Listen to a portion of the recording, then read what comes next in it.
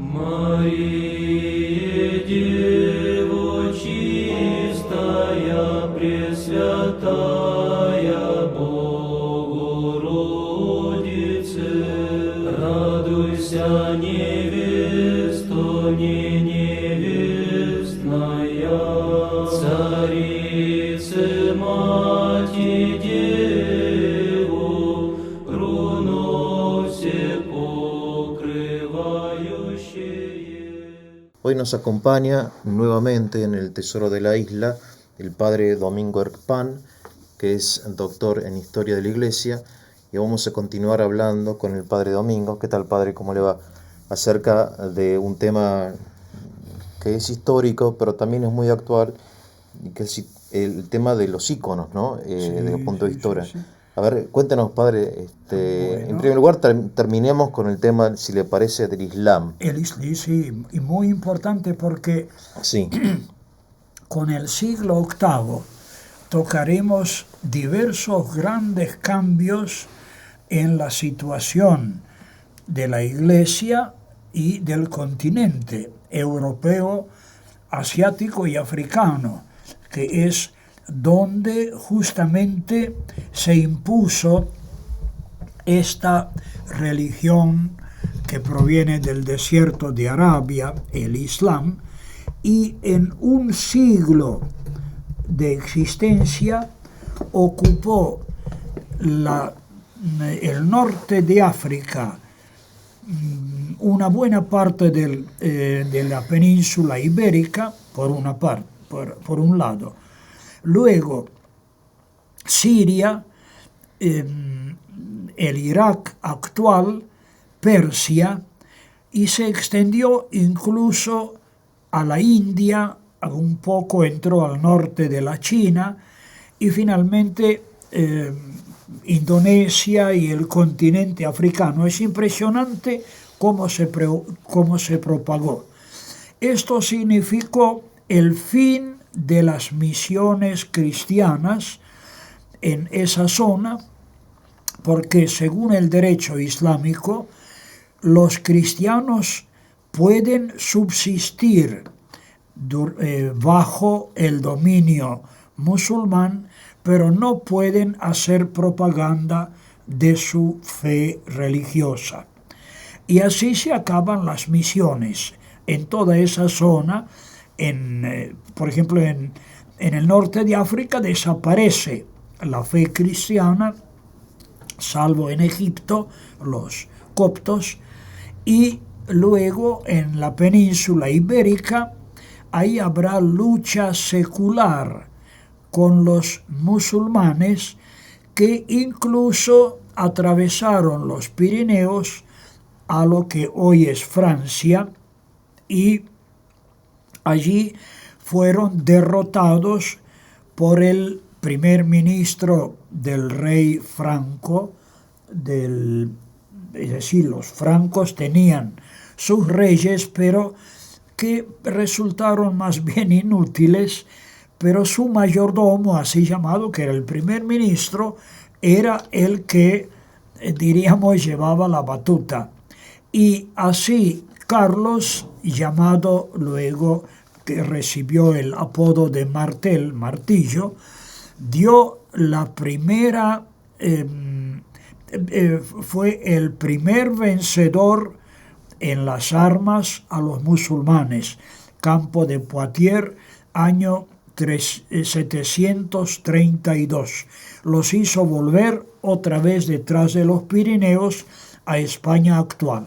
Eso llamó la atención, por supuesto, en primer lugar a los papas, que se veían en peligro de ser dominados por los longobardos, que dominaban el norte, tenían su reino en el norte de Italia, y el Papa corría el peligro de pasar a ser capellán de palacio.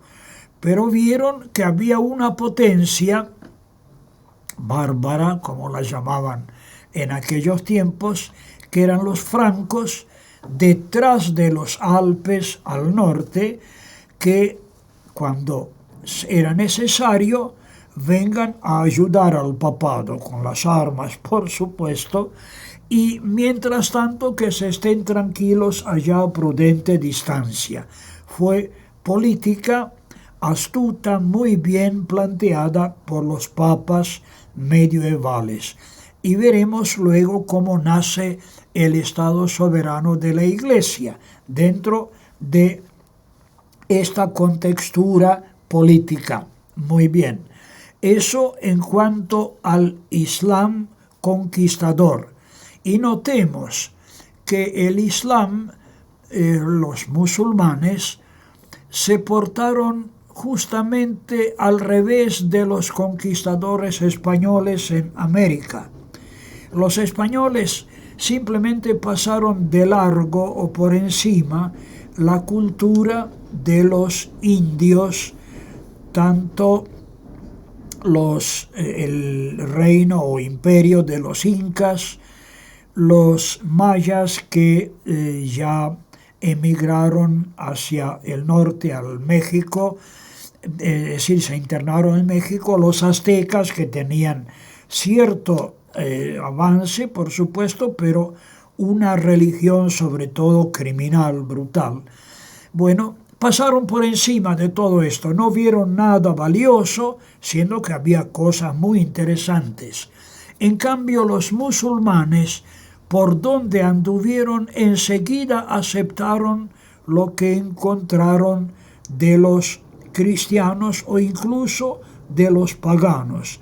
Así toman cosas, elementos de Egipto, con el cual se encuentran muy pronto en contacto, de Bizancio, la cultura helénica bizantina, que dicho sea de paso, ya del siglo anterior, con el imperio del ilustre emperador Heraclio, con el cual se establece la fiesta de la exaltación de la cruz, cuando venció a los persas y trajo de vuelta las reliquias de la cruz del Señor, auténticas o no auténticas, no sabemos, pero lo que empieza allí es la helenización de Bizancio. Ya prescinden del latín, por ejemplo, en tiempo de Justiniano, sus códigos Novelle y Pandecte y Novelle escritos en latín y luego traducidos al griego. En cambio ahora ya no se precisa el latín, sino directamente el griego. Muy bien, esa cultura la encuentran los musulmanes y adoptan lo que encuentran de valioso en Bizancio, y encontraron mucho. Así también en Persia, así en la India, donde traen el sistema decimal en aritmética. El famoso cero, que antes no se conocía, viene de la India. Y también el interesante juego del ajedrez, que pasó por Persia, se llamó el juego del Shah. Shah en persa, el rey, pero no era de invento del rey, sino que provenía de la India. Muy bien, todo eso los musulmanes, árabes sobre todo, lo adoptan maravillosamente bien. Y también desarrollaron la navegación, con lo cual le nacen las ambiciones de conquistar Constantinopla. La sitian varias veces y varias veces fueron rechazados. Recién Constantinopla caerá con los musulmanes turcos, que eran otra cosa. Luego hablaremos también de eso. Pero los árabes nunca pudieron conquistarla. Y sobre todo, como un detalle en cuanto a las armas, los griegos sabían arrojar no sé qué líquido, probablemente haya sido petróleo que encontraron, que se llamó el fuego griego. Eso lo arrojaban sobre las naves que venían a sitiar el puerto de Constantinopla. Y por supuesto, la nave tiene el agua de abajo, pero encima, es decir, toda la construcción era de madera y se acababa la invasión con el incendio de las naves invasoras. Muy bien, pero como digo, el Islam se apropia de la civilización y cultura, porque entre ellos hubo filósofos que se conocen perfectamente bien en la historia de la filosofía europea, que provenía de parte de ellos por medio de las traducciones y de la Escuela de Traductores, sobre todo de Toledo, en España. Muy bien, eso en cuanto al Islam.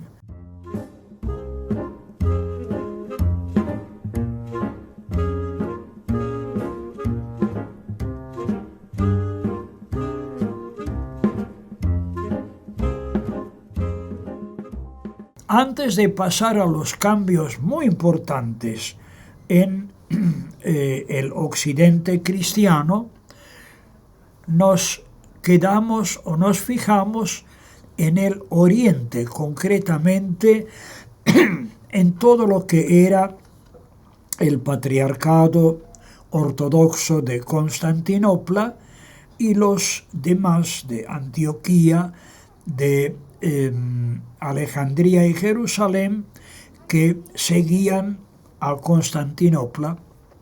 Muy bien, allí ha habido algunas cosas, algunos acontecimientos muy importantes que resultaron dolorosos incluso para toda la Iglesia.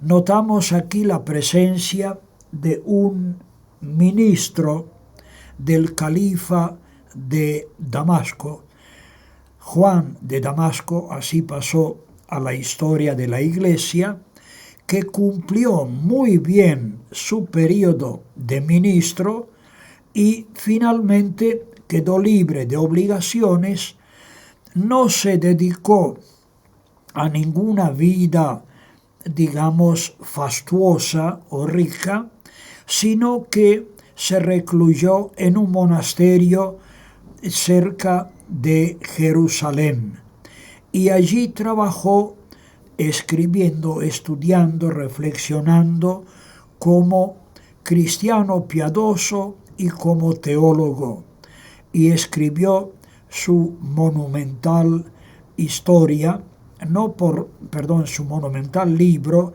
no es monumental por lo largo, es un libro tolerable para leer y estudiar, se llama El Tratado de la Fe Ortodoxa. Esto luego se usará nada menos que en el Séptimo Concilio Ecuménico. La teología de Juan de Damasco ha sido proclamado santo. En los iconos se lo presenta siempre con el turbante en la cabeza, como si hubiese, es decir, indicando su origen de Damasco y de entre los musulmanes, pero era cristiano realmente de fe profunda y sumamente reflexionada e inteligente. Muy bien. En Bizancio, donde existía, ya se nota bien sobre todo en este siglo VIII, la diferencia entre el modo de ser de la alta clase aristocrática, en la cual se cultivaba realmente la cultura y de la cual se elegía a los obispos y patriarcas. De allí que en ese tiempo había personajes históricos de cultura envidiable que en el occidente no se conocía justamente por el idioma griego, pero eran gente de alta cultura y alto pensamiento. Bueno, esta gente despreciaba en general la devoción popular del pueblo, de diversas regiones, incluso había diversas naciones que más o menos entraban en el territorio bizantino, y el pueblo veneraba las imágenes de los santos, iconos, que vemos que es otro tema de estudio en cuanto al arte sacro. Vemos que no son simplemente retratos, sino que el icono debe transmitir algo religioso, o si se quiere, teológico, que algunos han sido pintados de tal manera que hay que pensar y descubrir los detalles de la composición que indican ideas teológicas. Pero el pueblo no miraba tanto lo profundo del icono, sino simplemente su devoción. Se entiende en tantas necesidades de la vida, incluso en desgracias o en acontecimientos puramente naturales. Personalmente, yo he estado rezando en la Santa Misa o Divina Liturgia, no solamente para que Dios nos libre del contagio del coronavirus, sino también pidiendo la lluvia fértil para el centro de Argentina, centro y norte, que es la parte productiva, que si no llueve, en fin, entre otras cosas, nuestra economía, que teclea en muchos aspectos, quedaría bien peor sin la producción agrícola conveniente. Es la riqueza fundamental de Argentina, no hay nada que hacerle. Entonces pedía a Dios que nos mande la lluvia oportuna. Afortunadamente ha llegado.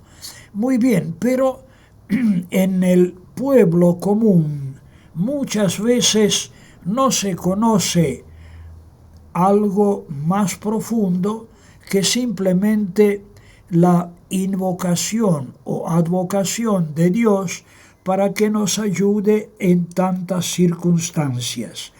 Vemos, por ejemplo, lo que está muy de moda, la devoción aquí de San Expedito.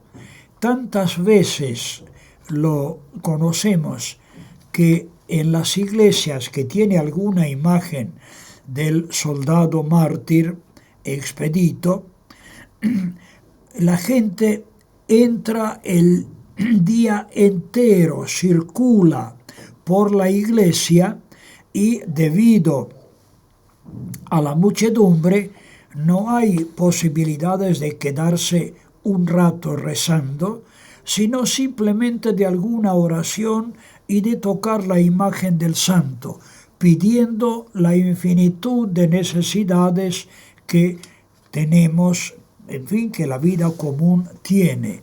Y muchos prescinden tranquilamente de la Santa Misa que se está celebrando, rezan su oracioncita, hacen expedito, dejan alguna limosna y se van.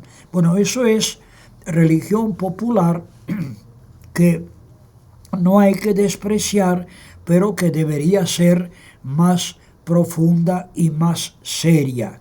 Bueno, eso ocurría en Bizancio con la veneración de los iconos. Y ahí tenemos un emperador que ha sido León III el Isáurico, concretamente era sirio, venía del oriente del imperio, era militar, muy bravo, digamos, en su oficio como general. Rechazó justamente un tentativo árabe de sitiar Constantinopla, fue emperador del 717 al 741.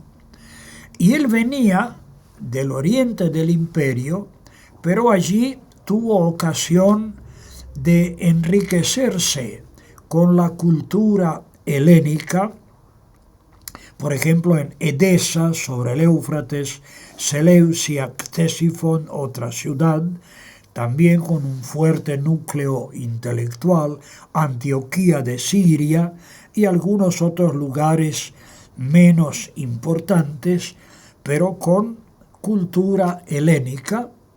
Y una vez que llegó a ser emperador, determinó acabar con esa devoción popular, simplemente que él consideraba supersticiosa e incluso herética en sus aspectos más populares.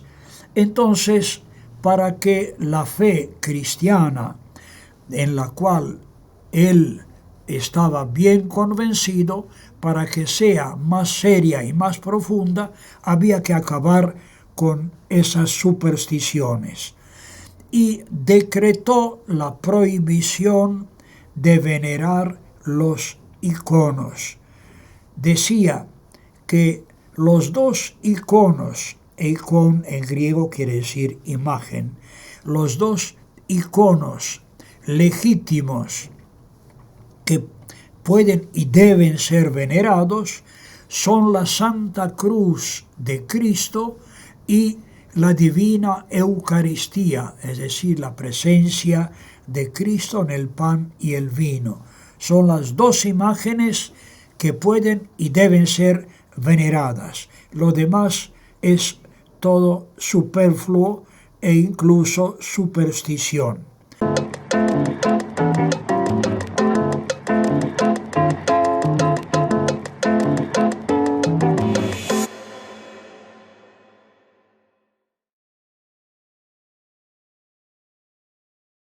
Menos mal que no han tocado los hermosos mosaicos que, por supuesto, no los veneraban como los iconos, no podían ser llevados de un lado para otro. Una tabla era un icono, bueno, eso lo llevaban de casa en casa, en fin. Pero los mosaicos quedaban en los muros de las iglesias. La Catedral de Constantinopla, la Divina Sabiduría, Dea Sofía, mal traducido Santa Sofía, cubierta de mosaicos hermosos, o lo que era sede del gobierno imperial bizantino en Italia, Ravenna, con la catedral, que es una suma teológica cuando uno ve en Ravenna el ábside donde está el altar, donde es presentado Cristo, Maestro, nivel más bajo, Cristo víctima, segundo nivel, es decir, la cruz, y Cristo glorioso, resucitado, el Pantocrátor. Padre, lo interrumpo un segundito. Sí, cómo no.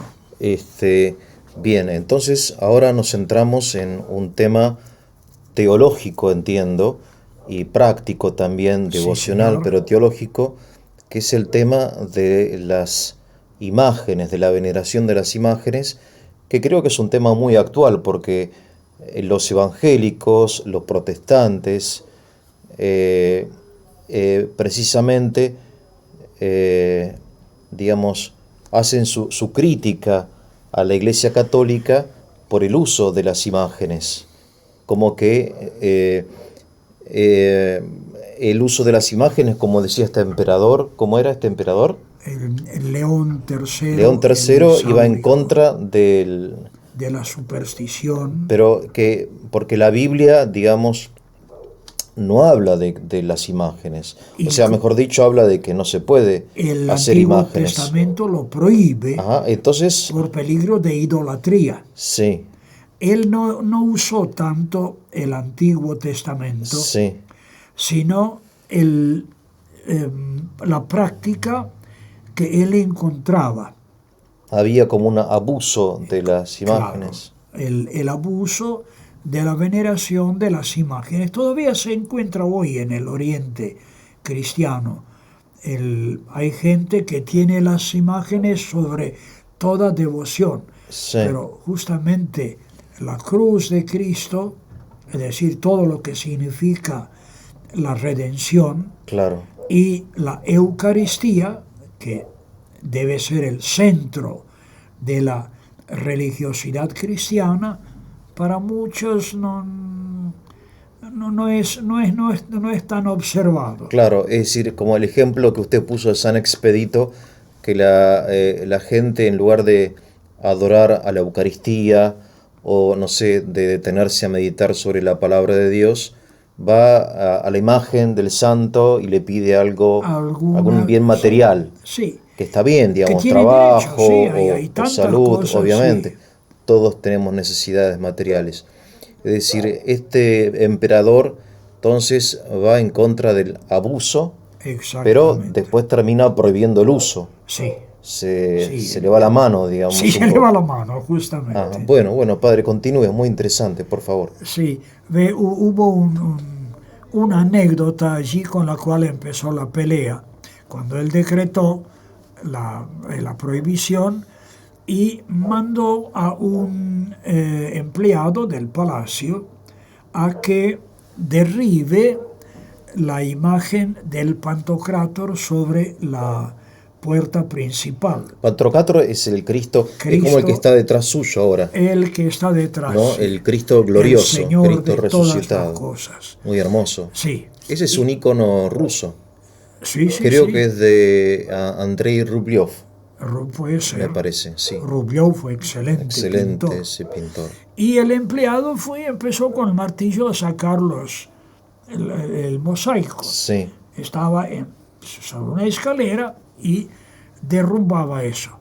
Lo vieron unas piadosas mujeres que volvían del mercado, sí, le tiraron la escalera, cayó el hombre sí, y empezaron a golpearlo claro. con todo lo que era la caída encima, a golpearlo. Bueno, saltó la guardia, empezó la pelea con las mujeres y no andaban con vueltas, sino a golpes. Claro, claro. Se mezcló la gente, bueno, ahí empezó el conflicto de los iconos, Claro, porque este hombre estaba golpeando la imagen de Cristo. de imagen de Cristo. Claro, y las viejas se pusieron. Y sí.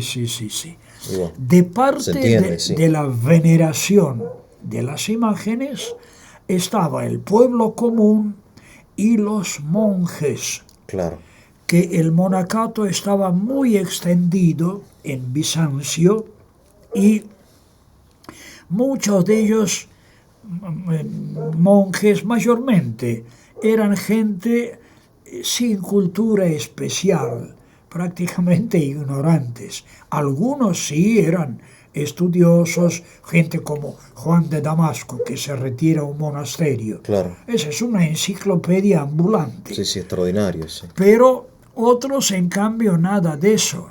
Con todo el monasterio Studium de Constantinopla, cuyo abad había sido Teodoro Studita, ese era, digamos, el fuerte de los que veneraban los iconos. Ahora, padre, le hago una pregunta. Sí. El hecho de que el pueblo, digamos, poco ilustrado, estuviera a favor de los íconos, habla de que los íconos pertenecen a la ortodoxia cristiana, porque el cristianismo es una religión, digamos, Cristo le hablaba a la gente sencilla y dice que el reino de los cielos es de los niños, no de los ilustrados.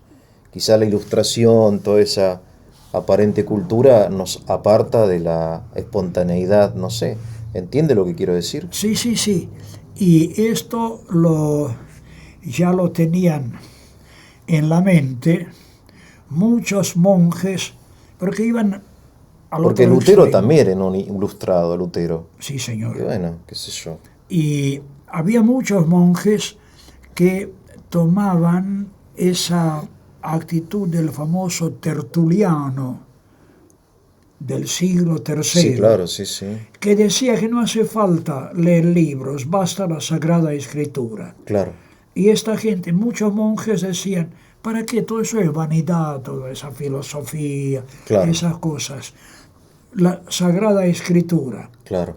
Entonces, en la gente entraba eso, lo sagrado y no lo demás. Y por supuesto entraban en conflicto. Claro, Los más ilustrados, que el patriarca mismo era, es decir, el emperador hizo deponer al patriarca y en su lugar a otro de los obispos más ilustres. claro. Ahí empieza un despelote, Sí, sí, sí. unas peleas tremendas. Y por supuesto que como la iglesia todavía se mantenía unida, el último recurso era el Papa de Roma, ¿Quién era en esa época? Gregorio II. Gregorio II, bien. Y Gregorio le escribió al mismo emperador, los iconos no molestan en la piedad, simplemente nos recuerdan a aquello que está pintado. No es la tabla. No es sino, una tabla, no es un ídolo, digamos, de claro, madera. no es un ídolo, en otras palabras, sino lo que esa tabla representa. Por eso lo veneramos. Es como el Evangelio en colores, creo que alguien lo... Evangelii v kraskach. Sí, Me señor. parece que alguien lo definió así. Sí, señor. Florensky me parece que fue un gran, Pavel Florensky, el Sí, filósofo sí, ruso mártir, científico, filósofo y ¿no? mártir. Que dice que es la ventana visible al mundo invisible. Bueno, esa misma idea Claro, la del Papa viene Gregorio. de Gregorio. Claro, Y cuando vio Gregorio que la lucha era cada vez peor claro. y más feroz, muchos monjes emigraron a Roma. Ah, mire. Y Era duro, el emperador iba con... sin vuelta de hoja, como eso es. Con la espada, digamos. Sí, sí, sí. Se dio el decreto, hay que obedecerlo, punto. Claro, como en la época soviética. En la época soviética, si uno tenía un ícono, estaba en problemas. Y sí, Tenían que poner el retrato de Stalin, y sí. ¿no? Y Sí, algunos sí, tenían sí. de un lado el retrato de Stalin, después del otro lado el retrato de la Virgen. Cuando venía la policía, ponía el retrato de Lo ponía Stalin. al revés. ¿No? Muy- Bueno, disculpe, padre, muy lo bien. interrumpo, sí. Entonces, cuando Gregorio vio que la lucha era cada vez peor, bueno, ahí ya empezó con las amenazas, Claro, con excomuniones. bien. No, que se dejen de embromar. Claro, y la autoridad es el Papa. Y sí, Claro. es la última palabra Sí. en la iglesia. Claro. Muy bien. Padre, le hacemos una pausa, ¿le parece? Sí, cómo no. Bien. Muy bien.